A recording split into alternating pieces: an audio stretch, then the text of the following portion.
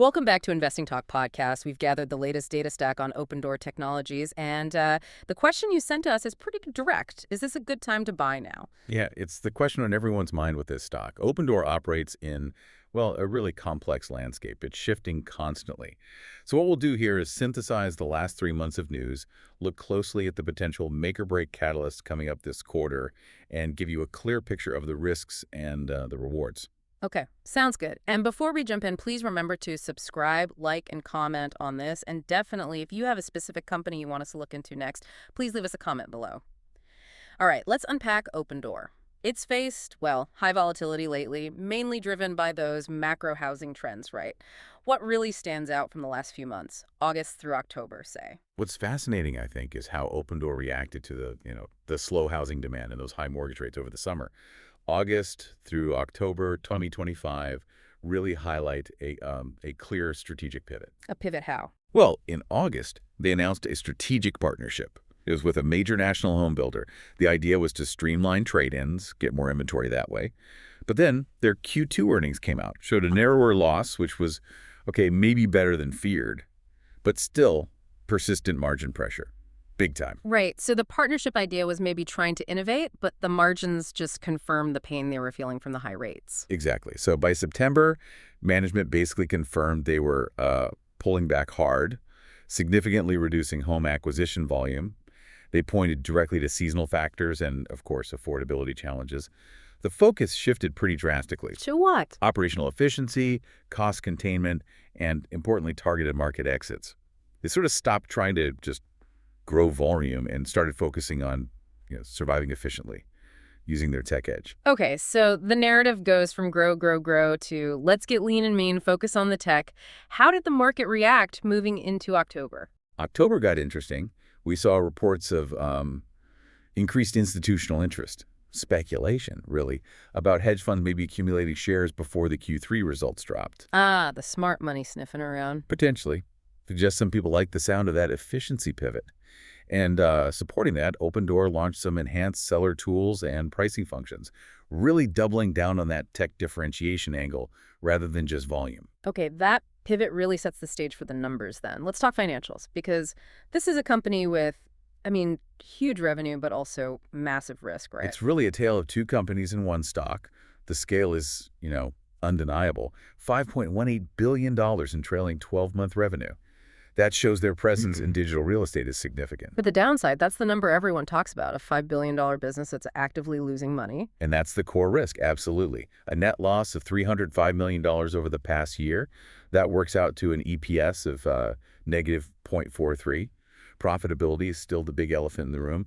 It's also why the stock is just so incredibly volatile, has a massive beta, 3.60. Whoa, 3.60. That's not just volatile. That's like whiplash-inducing swings.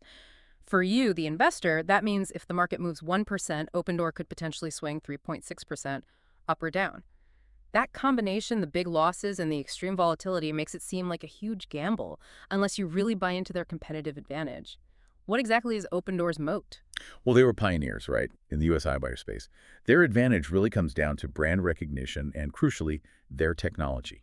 They've built this scalable, integrated ecosystem. It covers direct sales, MLS listings, the whole 9 yards. They're kind of positioned as a tech company that happens to deal in houses. That gives them an edge over traditional brokerages. That tech focus maybe makes the high beta a little more understandable. Volatility often comes with perceived tech disruption. So given the high stakes and this pivot, where are we with the technical picture? Like right now, late October 2025. The technicals are actually suggesting maybe a bottom might be in. The stock's currently consolidating. It's hovering between, say, $6.59 and $6.96, which is kind of remarkable when you think it traded from basically 51 cents up to almost $11 in the last 6 months alone. Wow. From near penny stock levels to double digits and back down again in half a year. Yeah, that definitely captures the volatility we're talking about. But here's the key thing, technically speaking. It's trading significantly above its long-term 200-day simple moving average, which is way down at $2.53. That signals a potential major longer-term trend reversal might be underway. Right now, it's sitting near its 50-day SMA, that's around $6.64. It seems to be holding near-term support around $6.10. And the upside targets. If we get positive news, especially from earnings, the targets would be to retest resistance, probably in the $7.20 to $8 range. Okay, now let's look ahead. The company's laid out this efficiency strategy. The technicals are showing some potential support. What are the actual scheduled events, the things in the next 3 months that could really prove or disprove this whole pivot? Yeah, the next few months are absolutely critical. They'll likely determine the recovery path. The undisputed main event is the Q3 earnings release. That's coming up on November 7, 2025. This report really have to answer that core question. Is the efficiency strategy actually working? So it all comes down to margins and inventory management then. Exactly. Investors are going to be laser focused on gross margins, the health of the balance sheet. They need to see a clear path towards margin recovery. If Opendoor shows real operational improvement, despite, the tough market, that high beta means the stock could react very aggressively. Okay, earnings first. What else? Well, after earnings, mid-December gives us some signals on institutional support. There's a major ETF rebalancing on December 12th, and then an institutional holders update on December 19th. These dates will basically confirm if those hedge fund accumulation rumors from October were real. We'll see who's placing big bets on this turnaround story. Right, that institutional data shows the conviction or lack thereof. And then looking into early 2026. We should get preliminary Q4 operating metrics probably in early January. The market will watch those closely for any signs that demand is stabilizing, especially as they navigate the typically slower winter housing season. People need proof that their tech optimization actually lets them adapt successfully to changing market conditions. Okay, those are the dates we can mark on the calendar. But beyond those scheduled reports, what about the rumors? The stuff that could really inject that 3.6 CU beta volatility we keep mentioning. Yeah, the speculative chatter seems focused on two main areas right now. First, partnerships. There's unconfirmed talk, whispers that maybe a traditional brokerage is looking at taking a minority stake or maybe some kind of data sharing deal. Which would validate their tech. Exactly. It would signal their tech is valuable beyond just their own transactions.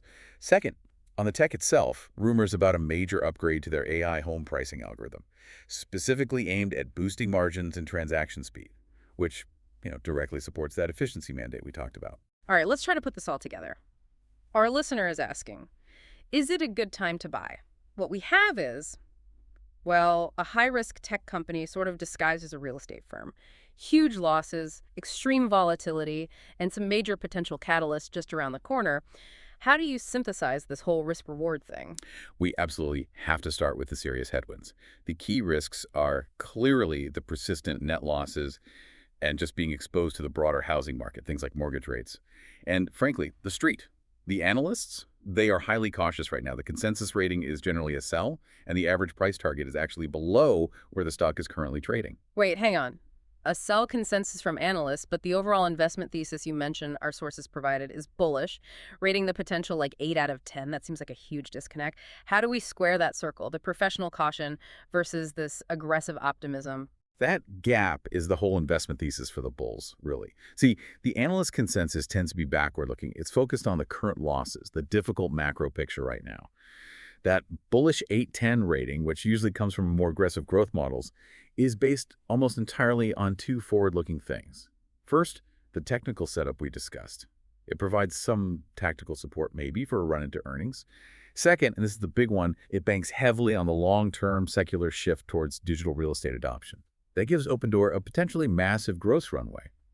Some projections show really significant upside way out past 2030. Okay, so the thesis is basically the cautious analysts have maybe created a floor, and if Opendoor manages to surprise positively on November 7th, show real margin recovery, then you get that asymmetrical upside that only a super high beta stock can deliver. Precisely.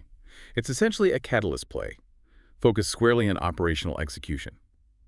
Which means, right now, the stock probably appeals to two pretty distinct groups. You've got short-term traders looking to play the volatility around the November earnings, and then you have long-term investors who are willing to stomach the high beta because they believe in those bullish 2030 projections and Opendoor cementing its market leadership. We've definitely covered a lot today. That critical strategic pivot to efficiency, the staggering $5 billion scale versus the $305 million loss, and the absolute make-or-break importance of showing margin improvement in that Q3 report on November 7th. Operational execution is everything for them right now. Seriously, the difference between success and failure over the next quarter, it's going to be measured in basis points of margin recovery. That'll determine if those long-term growth stories still hold water. So, given that massive 3.60 beta and the fact that so much of its valuation seems tied to the success of these proprietary AI pricing algorithms, the question we'll leave you with is this. Are you simply investing in a real estate company that's facing some tough sector headwinds? Or are you actually making a high-stakes, really volatile bet on a successful next-generation tech platform? What stands out to you about that difference?